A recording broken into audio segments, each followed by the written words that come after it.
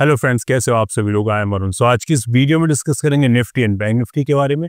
उसके साथ साथ डिस्कस करेंगे कि गैप अप के केस में, गैप डाउन के केस में, फ्लैट ओपनिंग के केस में आपको क्या करना है, कौन कौन से आपके एंट्री एंड एग्जिट पॉइंट्स हो सकते हैं मंडे को, ये सभी डिस्कस करेंगे और पूरा व्यू प्रिपेयर करेंगे हम वीकली एनालिसिस का। दूसरा, इसके साथ साथ हम डिस्कस करने वाले हैं चाइना के वायरस के बारे में, HMPV वायरस। स्टॉक मार्केट में इस वायरस का क्या इम्पैक्ट हो सकता है वो सब देखेंगे। सबसे पहले यही डिस्कस कर लेते हैं, HMPV वायरस। HMPV वायरस अगर आप इंटरनेट पर सर्च करोगे, सो इंडियन गवर्नमेंट जो हेल्थ मिनिस्ट्री है, उनका कहना है कि सिचुएशन इज नॉट अलार्मिंग, क्योंकि इंडिया में कोई भी ऐसे केसेस रिपोर्ट नहीं हुए। बहुत सारे आर्टिकल आपको इसमें मिल जाएंगे। सो अभी तक इंडिया में कोई इस सिचुएशन को अलार्मिंग या अलर्ट कुछ भी नहीं मिला है। क्यों? इसमें कॉमन सिम्टम्स हैं। कॉमन सिम्टम्स लाइक कफ, कोल्ड, फीवर, स्नीजिंग, ये सभी कॉमन सिम्टम्स हैं जो फ्लू के केस में आते हैं हमारे पास। द हिंदू का आर्टिकल है, अगर आप पढ़ोगे, so general director of health services Atul Goyal ji का कहना है, सो इनका कहना है कि अभी तक कोई केस रिपोर्ट नहीं हुआ है कंट्री में। अभी तक HMPV वायरस का कोई केस रिपोर्ट नहीं हुआ है।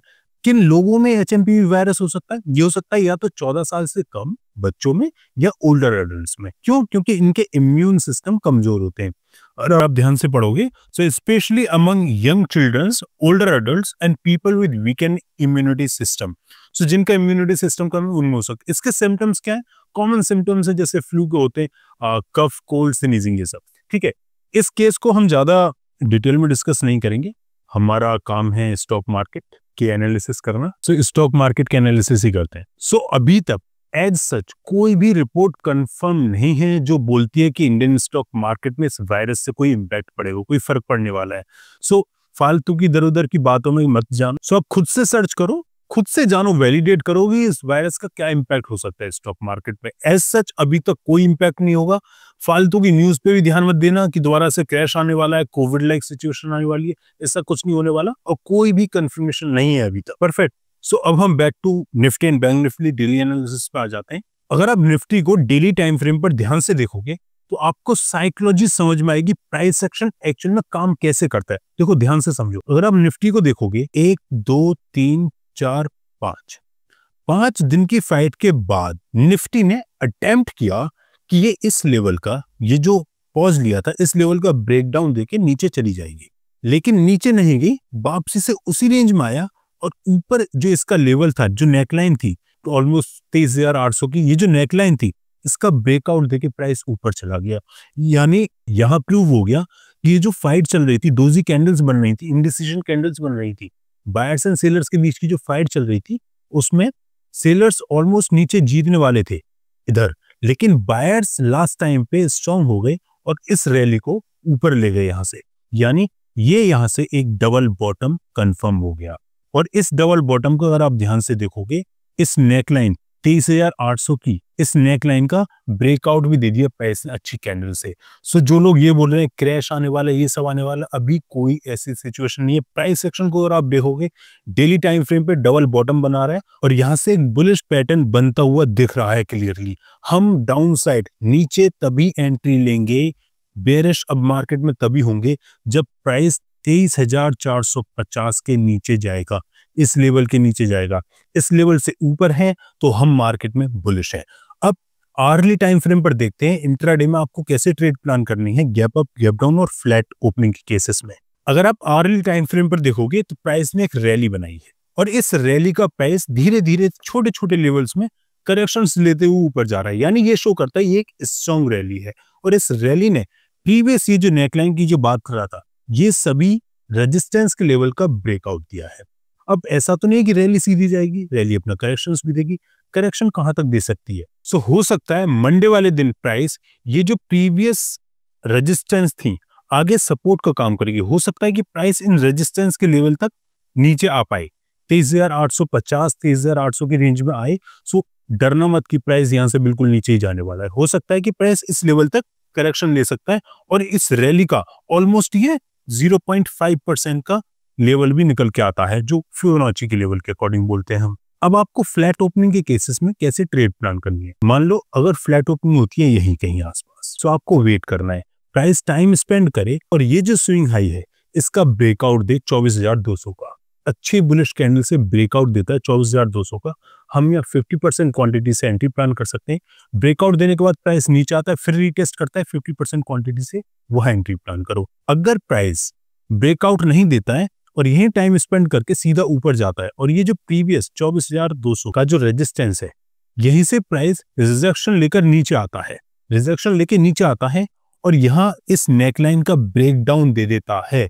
ब्रेकडाउन पे भी हम एंट्री प्लान कर सकते हैं। क्यों? क्योंकि ऊपर डबल टॉप का एंड ऑफ पैटर्न हो जाएगा प्राइस सेक्शन में। सो अगर इस नेकलाइन का ब्रेकडाउन देता है वहां भी एंट्री प्लान कर सकते हैं, लेकिन ध्यान रहे टारगेट आपके कहां तक होंगे, क्योंकि ये जो रैली है, हो सकता है प्राइस इस रैली का सिर्फ नीचे आए 50% तक के लेवल पर, ओनली 0.5%। सो जब आप ब्रेकडाउन पे एंट्री प्लान करो तो बहुत सोच समझ के, बाकी ट्रेड आप अपने रिस्क पे ही लेना प्लीज, अपने यानी रिस्क मैनेजमेंट के अकॉर्डिंग, जो आपकी पॉकेट अलाउ करती है रिस्क लेने के लिए। सो डाउन साइड अगर प्राइस जाता भी है, सो 50% का लेवल है, हो सकता है कि यहाँ से प्राइस करेक्शन ले फिर उसके बाद ऊपर जाए। इन केस मार्केट अगर गैप अप ओपनिंग देती है, 23,990 पे मार्केट क्लोज हुई है, ऑलमोस्ट 24,000, मान लीजिए प्राइस 24,100, 24,200 इस रेंज में ओपनिंग देता है, सेम स्ट्रेटजी, वेट करो कि प्राइस इस लेवल का ब्रेकआउट दे, वेट करो कि प्राइस इस लेवल का ब्रेकआउट दे या फिर रीटेस्ट करके फिर नीचे आए ब्रेकडाउन, तब आप ट्रेड प्लान करोगे। अगर मार्केट गैप डाउन ओपनिंग देती है कहीं आसपास इस लेवल पर, ठीक है, 23,850, 23,800 के लेवल के आसपास गैप डाउन ओपनिंग देती है, तो आप वेट करो। प्राइस अगर सीधा ऊपर जाता है, आप वेट करो कि प्राइस नीचे आए, कहीं ये जो रैली बनाए, 2-3 कैंडल की रैली बनाए, उसके बाद करेक्शन दे उस रैली का, या फिर मार्केट ओपनिंग के साथ साथ इस तरह से नीचे आए, इस तरह से नीचे आए, फिर यहाँ से ऊपर जाए एक बार, फिर यहाँ से नीचे आए, और ये जो आपको 10:45 के बाद में, गैप डाउन के बाद में 10:45 के बाद में जो पैटर्न फॉर्म मिले इस तरीके का, सो आप उस पैटर्न पे भी एंट्री प्लान कर सकते हो, जिसको एंड पैटर्न हम कहते हैं। परफेक्ट। सो आंख बंद करके कोई भी एंट्री प्लान नहीं करनी। प्राइस सेक्शन बहुत ही ब्यूटीफुल पैटर्न बना रहा है, डबल बॉटम, इसका यूज करो, हो सकता है तो मैक्सिमम। अब बात करें बैंक निफ्टी की, तो बैंक निफ्टी को डेली टाइम फ्रेम पर देखोगे, सो एक स्ट्रॉन्ग डाउनसाइड बेरिश रैली के बाद में प्राइस सिर्फ एक रेंज में फंसा हुआ है, टाइम स्पेंड कर रहा है। कमेंट्स में आप लिख के बताओ कि कौन सा प्राइस सेक्शन पैटर्न है। निफ्टी में डबल बॉटम था, बैंक निफ्टी में कौन सा प्राइस सेक्शन पैटर्न है। परफेक्ट। सो प्राइस एक 51,900 और 50,600 इस रेंज में फंसा हुआ है। इसी रेंज में प्राइस ट्रेवल कर रहा है। अगर आप देखोगे तो प्रीवियस 8 से 9 दिन से, यानी 2 वीक से प्राइस इसी रेंज में ट्रेवल कर रहा है। कोई भी क्लियर डायरेक्शन नहीं है कि प्राइस अपसाइड मूव करेगा, डाउन साइड मूव करेगा। ऐसी साइडवेज मार्केट में ऑप्शन सेलर्स काफी अच्छा पैसा बनाते हैं स्ट्रेटजीज को यूज करके। But as a option buyer हमको क्या करना चाहिए इंट्राडे में? जब तक आपको क्लियर डायरेक्शन नहीं मिले, अगर प्राइस इस लेवल का, इस स्विंग लो का ब्रेकडाउन देता है, सो ये जो प्रीवियस रेजिस्टेंस सपोर्ट है हमारी, ये जो प्रीवियस सपोर्ट है 49,700, प्राइस इस लेवल तक नीचे जा सकता है, तभी ट्रेड प्लान करना। अगर प्राइस इस लेवल का ब्रेकआउट देता है 51,900 का, उसके ऊपर ही ट्रेड प्लान करना। एज ए ऑप्शन बायर मैं आपको बिल्कुल सजेस्ट नहीं करूंगा कि यहाँ ट्रेड आपको लेनी चाहिए बैंक निफ्टी में। क्यों? क्योंकि यहाँ क्लियर डायरेक्शन नहीं है। अगर आपके पास फंड ज्यादा है, आप ऑप्शन सेलिंग करते हो, सो आप यहाँ स्ट्रेटजीज का यूज करके एक अच्छा पैसा कमा सकते हो। सो दोस्तों, ये थे हमारे निफ्टी एंड बैंक निफ्टी में एनालिसिस। अगर आपको वीडियो पसंद आई है तो like the video, subscribe to our YouTube channel. जब तक के लिए thank you so much for watching. Have a good day. जय हिंद।